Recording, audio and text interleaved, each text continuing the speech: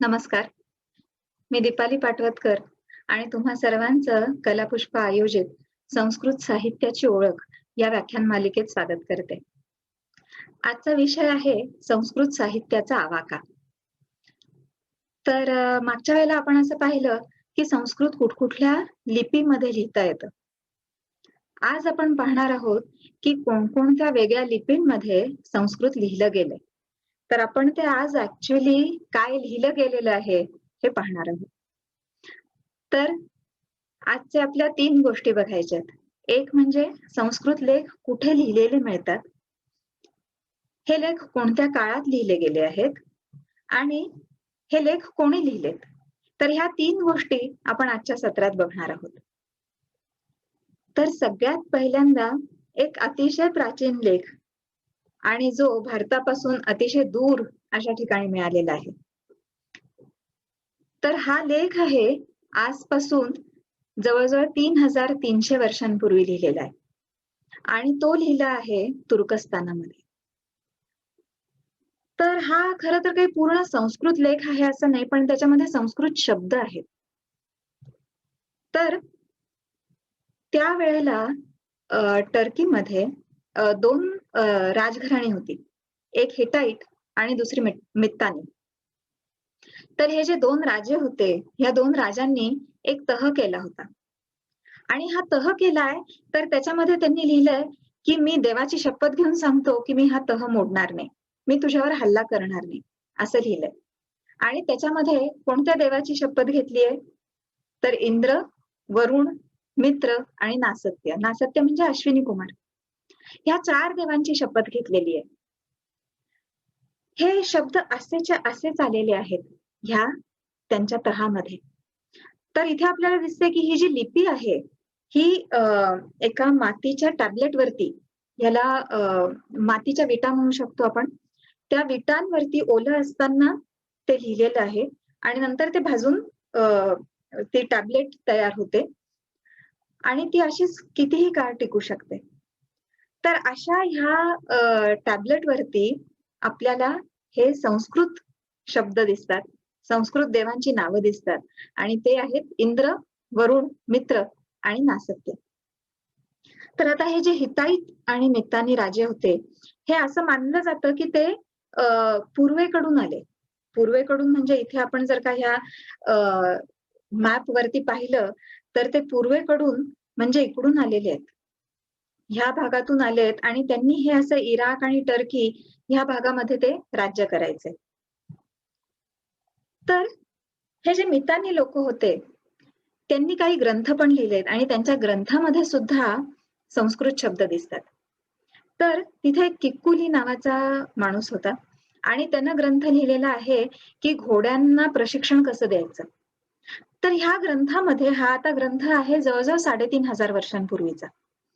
आणि ह्या ग्रंथामध्ये त्यानं संस्कृत शब्द वापरलेले आहेत. कुठले तर ते आकडे वापरलेले आहेत. 1, त्रि, पंच, सप्त, नव हे आकडे त्यानं संस्कृत वापरलेले आहेत. तर असं मानलं जातं, की हा जो किक्कुली आहे त्याची फार जास्त जवळची भाषा जी होती ती कदाचित संस्कृत असावी किंवा संस्कृत सारखी एखादी भाषा ही त्याची मातृभाषा असावी आणि म्हणून त्यानं त्याच्या ग्रंथामध्ये हे शब्द वापरलेले आहेत. त्यानं रंगांसाठी सुद्धा संस्कृत शब्द वापरलेत. जसं तो सांगतो काही घोड्यांचे रंग सांगत आहे तो. त्याच्यामध्ये तो एक रंग सांगतो बभ्रू. तर आपल्याला महाभारतातला बभ्रू वाहन माहितीये, अर्जुनाचा मुलगा. आणि त्याच्याकडे ब्राऊन रंगाचे घोडे आहेत म्हणून तो बभ्रू वाहन. तर हाच शब्द ह्या मितानी ग्रंथामध्ये आपल्याला सापडतो. त्याच्यानंतर पलित आणि पिंगल हे शब्द सुद्धा आपल्याला ह्या किकुलीच्या ग्रंथामध्ये सापडतात. हे जे राजे होते मितानी राजे, यांची नावं सुद्धा आपल्याला संस्कृत दिसतात. की जसं आपण आजच्या घडीला असं पाहतो, की कितीतरी भारतीय दूरदूरच्या देशांमध्ये जाऊन राहिलेले आहेत. आणि ते तिथे जाऊन राहिल्यावर सुद्धा काय होतं, की हळू-हळू ते तिकडचीच भाषा बोलायला लागतात. आणि कदाचित काही वर्षांनी किंवा काही पिढ्यांनी म्हणायला पाहिजे, काही पिढ्यांनी ते त्यांची भारतीय भाषा जी आहे ती विसरतील सुद्धा. पण तरीही मुलांची नावं जी ठेवली जातात ती त्या संस्कृतीतली नावं ठेवली जातात. तर नावं नेहमी भारतीय राहतात. तर ह्या मित्तानी राजे जे आहेत त्यांची नावं जी आहेत ती आपल्याला संस्कृत नावं दिसतात. की जसं आर्तस्मरा, की जो आर्त हे ऋत मधून आलेलं आहे, की जो ऋतचं स्मरण करतो तो आर्तस्मरा. ऋत म्हणजे आपल्याला अथर्व शीर्षामध्ये आपण म्हणतो ऋतम वच्मी सत्यम वच्मी, ते ऋत. किंवा अजून एका राजाचं नाव आहे प्रियताश्व किंवा प्रियमेध किंवा चित्ररथ, की ज्याचा रथ जो आहे तो चमकतो, तो चित्ररथ. अजून एक आहे त्वेषरथ, की ज्याचा रथ अत्यंत वेगाने त्वेषाने धावतो, तो त्वेषरथ. सुबंधू, इंद्रोत, ही सगळी नाव, अनेक नावं आहेत अशी. तर ह्या मितानी राजांची जी नावं आहेत ती आपल्याला संस्कृत नावं दिसतात. तर हे सगळ्यात प्राचीन हे आपल्याला संस्कृतमध्ये लिहिलेलं सापडतं, कारण ह्या राजांची नावं जी आहेत ती कुठल्या कुठल्या लेखांमध्ये आलेली आहेत, की जसं आपण आता आधीचा जो तह पाहिला होता तशा प्रकारचे त्यांनी लिहिलेले जे टॅबलेट्स आहेत, अशा अनेक टॅबलेट्स वरती आपल्याला ह्या राजांची नावं दिसतात. तर आपण असं म्हणू शकतो की संस्कृत शब्द सगळ्यात पहिल्यांदा कुठे लिहिले गेले असतील तर ते ह्या इथे तुर्कस्तानामध्ये. त्यानंतर आपण जातो इसवी सन पूर्व 500 मध्ये. तर म्हणजे आजपासून एक 2500 वर्षापूर्वीचा हा काळ आहे. आणि हे गाव आहे बेहिस्तून नावाचं. तर ह्या बेहिस्तून मध्ये एक पर्शियन राजा होता दरायस. ह्या दरायसनं लिहिलेलं एक शिलालेख आहे, खूप मोठा शिलालेख आहे. म्हणजे एखाद्या राजानं असं मोठं होर्डिंग लावावं तशा प्रकारे एका कड्यावरती ह्या राजानं एक त्याचं स्वतःचं चित्र कोरलेलं आहे. त्यानं अनेक राजांना जिंकलेलं आहे, तर त्यानं त्या राजांचं पण चित्र कोरलेलं आहे. आणि तिथे त्यानं लिहिलंय की मी कुठकुठल्या राजांना जिंकलं, मी कोणता राजा आहे, मी कोण आहे आणि माझे वडील कोण, आजोबा कोण वगैरे अशा प्रकारचा तो शिलालेख आहे. तर तो शिलालेख जो आहे तो इराण आणि इराक यांच्या बॉर्डरवरती हा शिलालेख आहे. तर हे राजाचं जे नाव आहे दरायस, हे त्याचा ग्रीक उच्चार आहे. आपला पर्शियन उच्चार म्हणजे इराणी लोकांचा उच्चार किंवा भारतीय उच्चार हा दरायवश असा होतो. तर इथे आपल्याला दिसेल की हा राजा आहे आणि ह्या राजानं अनेक प्रांत जिंकलेले आहेत. त्यानं अगदी गंधार प्रांत जिंकलेला आहे, सिंधू प्रांत जिंकलेला आहे आणि त्यानं ज्या ज्या राजांना जिंकलंय त्या राजांना असं बांधून समोर उभं केलेलं आहे. हे जे शिल्पकाम केलेलं आहे त्याच्यामध्ये. आणि हा काय सांगतो स्वतःविषयी, तर हे वाचलं की आपल्याला वाटेल की आपण संस्कृत वाचतोय की काय. हे संस्कृत नाहीये. हा जो लेख आहे तो 3 वेगवेगळ्या भाषेत लिहिलेला आहे. त्याच्यातली एक जी भाषा आहे ती आहे ओल्ड पर्शियन भाषा आणि ती भाषा अगदी संस्कृतशी खूप जवळची भाषा आहे. की ह्या लेखामध्ये तो म्हणतो, हे मी तसाच्या तसं वाचतीये. आदम दरायवश, मी दरायवश आणि मी कोण आहे, क्षयतीय वज्रक. वज्र म्हणजे कठीण, लोखंडासाठी आपण हा शब्द वापरतो किंवा इंद्राचं जे शस्त्र आहे ते म्हणजे वज्र. तर अतिशय कठीण, अतिशय पॉवरफुल म्हणजे वज्रक. तर मी क्षयतीय वज्रक म्हणजे क्षत्रिय, मी पॉवरफुल क्षत्रिय आहे, मी पॉवरफुल राजा आहे. आदम दरायवश, क्षयतीय वज्रक, क्षयतीय क्षयतीय नाम, मी राजांचा राजा आहे. आपल्याला ऋग्वेदामध्ये असाच शब्दप्रयोग केलेला दिसतो. आपण हे म्हणतो ना, ओम गणानाम गणपतीम हवामहे, त्याच्यामध्ये आहे कविम कविनाम. तर कवींचा कवी तसा हा क्षयतीय क्षयतीय नाम, मी राजांचा राजा आहे. आणि मी कोण आहे, कुठला राजा आहे, तर मी पारसचा राजा आहे, क्षयतीय पारसेय. आणि मी कुणाचा पुत्र आहे, विष्टास्पस्य, विष्टास्पचा पुत्र, विष्टास्पस्य पुत्र. हे अगदी संस्कृतमध्ये आपण जे स्य वापरतो, कुणाचा तरी, रामस्य, तर तसं हे विष्टास्पस्य पुत्र. आणि हा माझा पिता कोण आहे तर विष्टास्प. आणि विश्तास्पस्य पिता आर्षम, त्याचा पिता कोण आहे आर्षम. हा पूर्ण लेख असा जवळजवळ 400 ओळींचा हा लेख आहे आणि हा वाचताना ज्याला संस्कृत येतंय त्याला अगदी सहज कळू शकेल ही भाषा, असा हा लेख आहे. तर हा आपण आता पाहिला होता तो इराण आणि इराकच्या बॉर्डरवरचा लेख. आता आपण अझरबैजान ह्या देशातला एक लेख पाहणार आहोत आणि हा लेख मात्र अगदी अलीकडचा आहे. हा लेख जवळजवळ एक 300-400 वर्षापूर्वीचा आहे. 1745 मधला हा लेख आहे. हे अझरबैजान जो देश आहे, इथून आपला जो ट्रेड रूट आहे तो ट्रेड रूट इथून जायचा की रेशीम मार्ग जो म्हणतो चीन मधून रोम पर्यंत जाणारा, तर तो हा असा मार्ग. ह्या मार्गामध्ये भारत असा इथून जोडलेला होता आणि भारतातले अनेक व्यापारी ह्या मार्गावरती प्रवास करत असायचे आणि भारतीय ट्रेडर्स जे होते त्यांच्या अनेक कॉलनीज होत्या, तर त्याच्यापैकी एक कॉलनी इथे अझरबैजानमध्ये होती. तर ही अगदी 1745 मधली आपण पाहत आहोत की त्यावेळेला तिथे एखादी कॉलनी होती आणि त्यामुळे तिथे एक मंदिर होतं आणि हे मंदिर आहे अग्नीचं मंदिर, तर म्हणून ते अग्निगृह असं हे मंदिर तिथलं. आणि तिथे अनेक लेख मिळालेले आहेत, शिलालेख मिळालेले आहेत त्या मंदिरात. त्याच्यामध्ये गुरुमुखी स्क्रिप्ट मध्ये लिहिलेले पण शिलालेख आहेत आणि हा जो आता शिलालेख आहे समोर दिसतोय तो देवनागरी मधलाच आहे आणि आपण अगदी वाचू शकतो. त्याची सुरुवातच आहे इथे श्री गणेशाय नमः. तर हा जो लेख आहे हा संस्कृत लेख आहे आणि हा आहे अझरबैजान मध्ये. आपण जवळजवळ येतोय भारताच्या आणि अझरबैजान मधून आपण आता येतो अफगाणिस्तानमध्ये. तर हा जो भाग आहे हा भाग आहे गंधार, जो आपल्याला पूर्वीपासून माहिती असलेला गंधारी जी आहे आपली महाभारतातली ती ह्या गंधार मधली. तर ह्या गंधार भागामधले आपण काही लेख बघणार आहोत. अफगाणिस्तानमध्ये गार्देज नावाचं एक गाव आहे. ह्या गावामध्ये गणपतीची ही एक अतिशय सुंदर मूर्ती मिळाली होती. ही मूर्ती आहे संगमरवरी आणि ह्या मूर्तीच्या खाली इथे एक इन्स्क्रिप्शन दिसतंय. तर हे जे इन्स्क्रिप्शन आहे त्याच्यामध्ये लिहिलंय की हा गणपती कोणी तयार केलेला आहे आणि कधी. तर ह्याच्यामध्ये असं सांगितलंय, ह्या एका लाईन मध्ये सांगितलेलं आहे की खिंगाल नावाचा एक राजा होता आणि ह्या खिंगाल नावाच्या राजानं हा 5व्या शतकातलं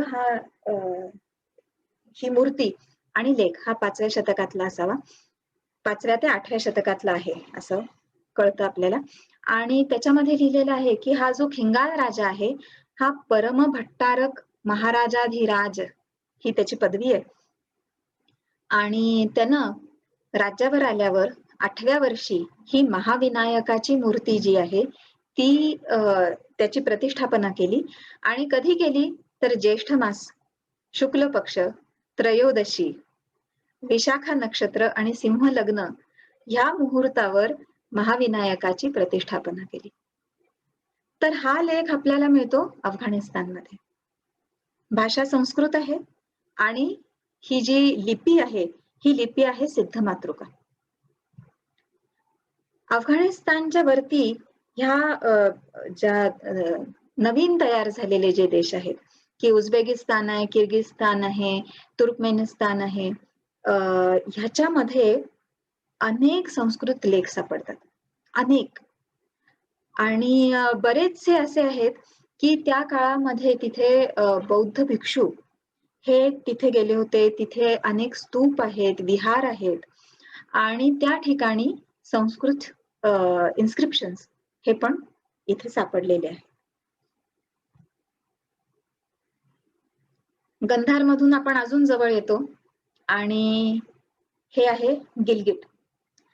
तर गिलगिट जे स्थान आहे तिथे भारतातून रेशीम मार्गाकडे जाणारा रस्ता आहे आणि भारतातून रेशीम मार्गाकडे जाणारा जो रस्ता आहे तिथून सतत ट्रेडर्सची ये जा होत असे.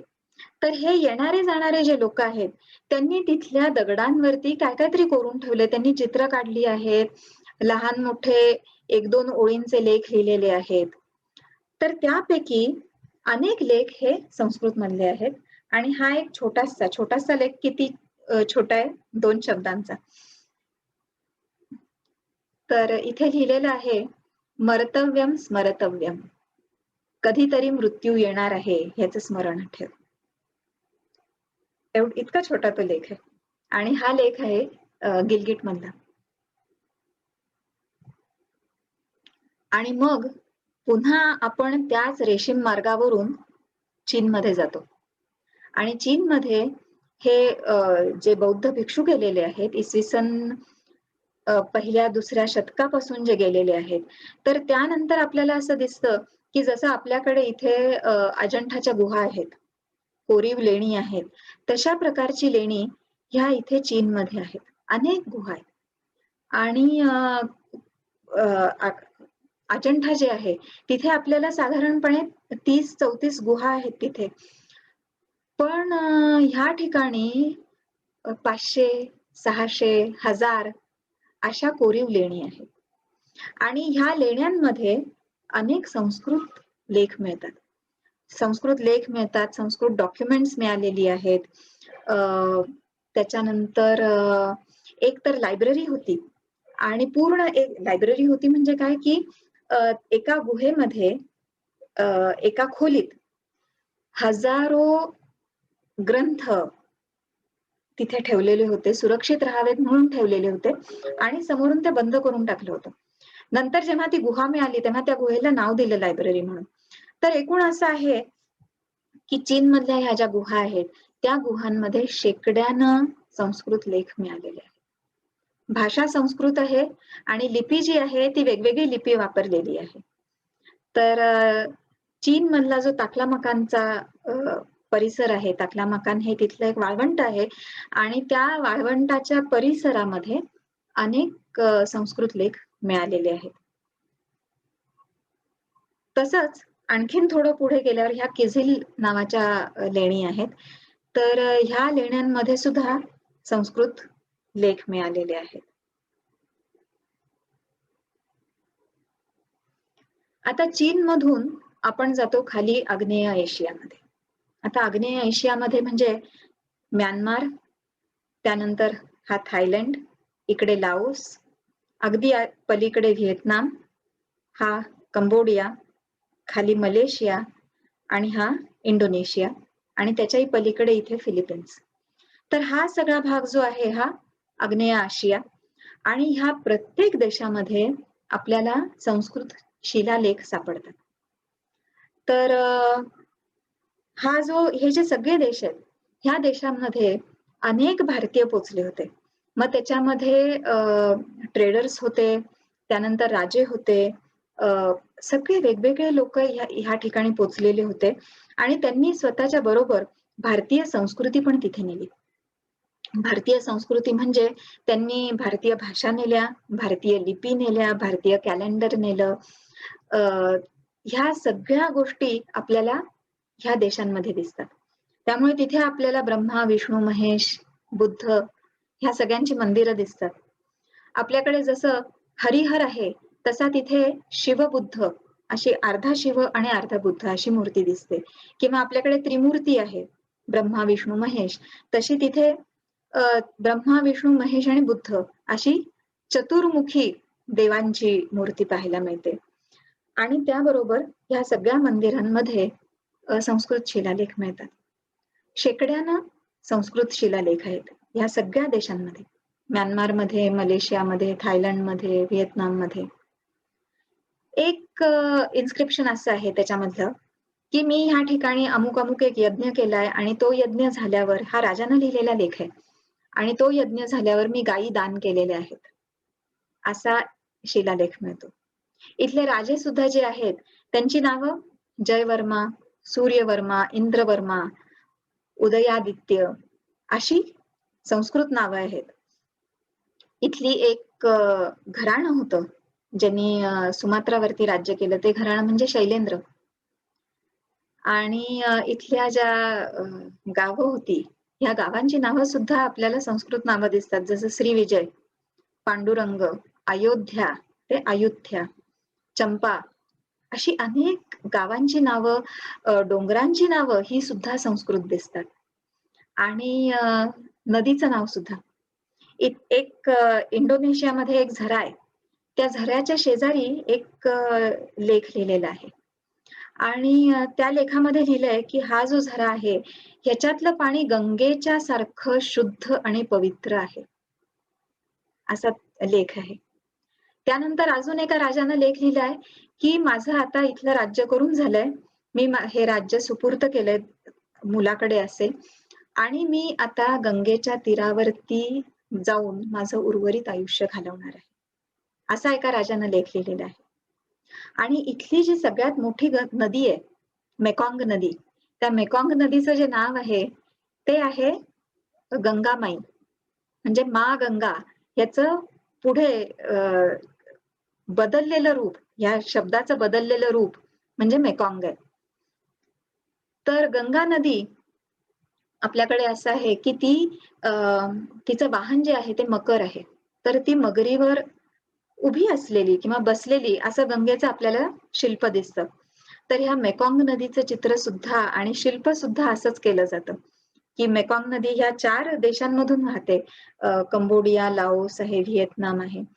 तर तिथे जे मेकॉंग नदीचं चित्र काढलं जातं, त्याच्यामध्ये मेकॉंग नदी ही पण मकरावरती बसलेली, मगरीवर बसलेली असं तिचं शिल्प केलं जातं. तर हा असा आपण जो अजून एक इत्सिंग नावाचा एक प्रवासी होता. तो चीनमधून भारतामध्ये आला आणि बौद्ध धर्म शिकण्यासाठी म्हणून तो आला. तर तो आला समुद्रामार्गे. त्यामुळे तो चीनमधून निघाला आणि खाली आधी सुमात्रा इथे गेला.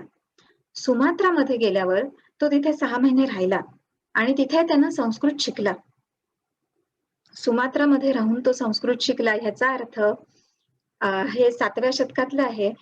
तर ह्याचा अर्थ असा होतो, की त्यावेळेला संस्कृत शिकवणाऱ्या शाळा सुमात्रामध्ये होत्या. सुमात्रामध्ये शिवमंदिर आहेत. तर आपण असं हे लक्षात घेऊ शकतो आणि मगाशी मी तो सांगितला, की एक यज्ञ झालेला आहे. तर हा काळ असा आहे, की त्यावेळेला तिथे मंत्रघोष झालेले आहेत. संस्कृतच्या मंत्रांचे घोष, वैदिक मंत्रांचे घोष तिथे झालेले आहेत आणि तिथे संस्कृत शिकवणाऱ्या शाळा पण आहेत. आणि तिथे संस्कृत शिकून आणि मग हा इत्सिंग जो आहे, हा भारतात आलेला आहे. आणि त्यांना ज्या काही नोट्स लिहिलेल्या आहेत, की बाकीच्या चीनी विद्यार्थ्यांसाठी, तर त्याच्यामध्ये त्यांना सांगितलंय, की तुम्हाला जर का भारतात यायचं असेल, तर काय करा, पहिल्यांदा सुमात्राला जा, तिथे संस्कृत शिका आणि मग भारतात या, म्हणजे तुम्हाला जरा सोपं जाईल. कष्ट पडणार नाहीत. 2 गोष्टी इथे लक्षात घेण्यासारख्या आहेत. त्या अशा, की लोकं भारतामध्ये शिकायला यायची आणि काही शिक्षण पाहिजे असेल, तर त्यांना संस्कृत भाषा शिकायला लागायची. आता कसं आहे, आता उलट आहे. आता आपण बाहेर जातो, अमेरिकेत जातो शिकायला आणि अमेरिकेत शिकायचं म्हणून आपल्याला इंग्लिश यायला लागतं. तर आज जी इंग्लिशचं जे स्टेटस आहे, ते स्टेटस 7व्या शतकामध्ये संस्कृतचं होतं, की लोकं संस्कृतमधलं ज्ञान शिकण्यासाठी संस्कृत भाषा शिकायचे. तर हे आपण जे पाहिलं, हा नकाशामध्ये पाहिलं आपण, की सिरियापासून ते फिलिपिन्सपर्यंत. त्याच्यामध्ये वरती अझरबैजान आहे, सेंट्रल एशियामधले देश आहेत, चीन आहेत, खाली श्रीलंका आहे आणि इकडे म्यानमार, थायलंड, इंडोनेशिया, जावा, बाली ह्या सर्व ठिकाणी आपल्याला संस्कृतमध्ये लिहिलेले शिलालेख मिळतात किंवा संस्कृत शब्द असलेले शिलालेख मिळतात. तर आता हे आपण भूगोल पाहिला, की संस्कृत किती पसरलेलं होतं. आता आपण एक छोटंसं बघूया, की कधीपासून कधीपर्यंत संस्कृतमध्ये लिहिलेलं आहे, की किती काळ आहे हा. तर अत्यंत प्राचीन काळापासून संस्कृत भाषा आहे. संस्कृतमधलं साहित्य लिहिलं गेलेलं आहे. आणि असा एक गैरसमज आहे, की संस्कृत ही मृत भाषा आहे. तर तसं मात्र नाही. संस्कृत ही मृत भाषा नाहीये. मृत भाषा कुठली आहे तर ग्रीक ही मृत भाषा आहे. लॅटिन मृत भाषा आहे. आज आपल्याला असं कोणी सापडणार नाही, की ज्याला ग्रीकमधलं एखादं गाणं तो रोज म्हणतो असं सापडणार नाही. पण आपल्याकडे कितीतरी लोकं संस्कृतमधला एखादा तरी श्लोक, एखादी तरी प्रार्थना, एखादं तरी स्तोत्र म्हणत असतात. अगदी डेली रिसाईट करत असतात. तर त्यामुळे आपण पण स्वतः आपल्याला संस्कृत येतं असंच म्हटलं पाहिजे. जर एखादा जरी तुम्हाला स्तोत्र म्हणता येत असेल संस्कृतमधलं, तर आपल्याला संस्कृत येतं असंच म्हटलं पाहिजे. तर कधीपासून संस्कृत लिहिलेलं आहे तर वैदिक काळापासून. वेद जे आहेत ते सगळे अ, संस्कृतमधून लिहिलेले आहेत. ते जुनं संस्कृत आहे. काळ आपल्याला माहिती नाही. किती प्राचीन काळ आहे ते आपण सांगू शकत नाही. मॅक्स म्युलरचं मत आहे की इसवी सन पूर्व 1500 मध्ये वेद लिहायला सुरुवात केली. पण त्याच्याही आधीचा काळ अनेकांनी सांगितलाय, की जसं लोकमान्य टिळकांनी सांगितलंय, की इसवी सन पूर्व 6000 मध्ये ऋग्वेद लिहायला सुरुवात केली. किंवा सध्याचं जे नवीन संशोधन चालू आहे, जसं निलेश ओक असतील किंवा रूपा भाटी असतील, त्यांनी इसवी सन पूर्व 22,000 असा ऋग्वेदातल्या सगळ्यात जुन्या ज्या ऋचा आहेत, त्यांचा काळ सांगितलेला आहे. तर अत्यंत प्राचीन काळापासून वेद लिहिणं किंवा संस्कृतमधून साहित्य निर्माण होणं हे सुरू आहे. आणि त्यानंतर इथे ही एक अगदी लहानशी लिस्ट आहे अत्यंत प्रसिद्ध अशा संस्कृत ग्रंथांची आणि आपल्याला असं दिसेल की इसवी सन पूर्व 6व्या शतकातले हे ग्रंथ आहेत. सुश्रुतचा न लिहिलेली संहिता किंवा कणाद यांनी लिहिलेले वैशेषिक सूत्र किंवा भासानं लिहिलेली नाटकं आहेत. मनूनं लिहिलेली मनुस्मृती आहे. पाणिनीची अष्टाध्यायी आहे. ही लिस्ट अशी जात राहते की इसवी सन पूर्व 5वं शतक, इसवी सनाच्या पूर्व 2रं शतक, 1लं शतक त्याच्यामध्ये हे अनेक कवी आहेत, नाटककार आहेत, त्यानंतर राजा आहे. हा रुद्रदामन नावाचा राजा आहे. त्यानं त्याची प्रशस्ती लिहिलेली आहे आणि अतिशय सुंदर काव्यमय अशी संस्कृत प्रशस्ती लिहिलेली आहे. ही जुनागडला लिहिलेली प्रशस्ती आहे. त्यानंतर पुराण जी आहेत आपली रामायण महाभारत तर आहेच. पुराणं आहेत, आगम ग्रंथ आहेत. हे सगळे संस्कृतमधून लिहिलेले ग्रंथ आहेत आणि फार मोठ्या काळामध्ये हे सगळ्या ग्रंथांची रचना झालेली आहे. हे 5व्या शतकातले, 6व्या शतकातले, 7व्या, 8व्या शतकातले ग्रंथ आहेत. त्याच्यामध्ये शंकराचार्य आहेत, बाणभट्ट सारखे मोठे कवी आहेत. भोजराजा आहे, की हा राजाही आहे आणि कवी पण आहे आणि त्यानं अनेक ग्रंथ लिहिलेत. 84 ग्रंथ त्यानं लिहिलेत, असं मानलं जातं. त्यानंतर भास्कराचार्य आहे, भर्तृहरी आहेत. त्यांनी लिहिलेलं नीतिशतक हे एक मोठं साहित्य आहे संस्कृत भाषेतलं. त्यानंतर नारायण पंडित यांनी लिहिलेलं हितोपदेश आहे. श्रीहर्ष राजानं लिहिलेली श्रीहर्ष नाही, श्रीहर्ष कवी आहे, राजा नाहीये. त्याने लिहिलेले ग्रंथ आहेत. बिल्हाण आणि कल्हाण यांनी लिहिलेल्या इतिहास आहेत. आणि हे काम चालू आहे. आणि किती चालू आहे तर हे 16वे शतक, 17वे शतक, 18वे शतक, 20वे शतक, 21वे शतक. तर हे सत्यव्रत शास्त्री जे आहेत, हे 21व्या शतकातले आहेत आणि ह्यांनी प्रचंड साहित्य लिहिलेलं आहे संस्कृतमधून. त्यामुळे संस्कृतमधून लिहिणं, संस्कृतमधून रचना करणं, काव्याची असेल, विज्ञानाची असेल, इतिहासाची असेल, ही चालूच आहे. ही परंपरा चालू आहे.